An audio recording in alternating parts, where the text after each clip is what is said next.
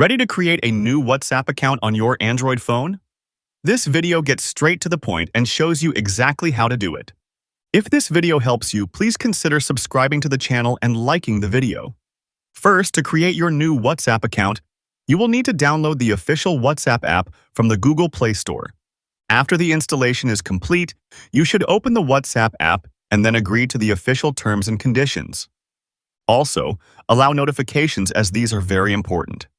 Next, you will be prompted to select your country from the list and enter your full phone number for verification. It is possible that WhatsApp will send you a text message or a call. WhatsApp will send you a 6-digit verification code via an SMS message to confirm you own the phone number. You should enter this unique 6-digit code into the app, or it may be detected and entered automatically for you. If WhatsApp sends you a call, it will ask permission to access call logs. Allow it.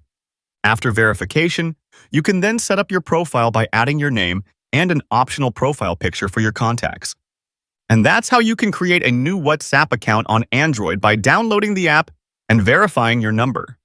For more short and concise videos, subscribe to the channel and don't forget to leave a like and a comment.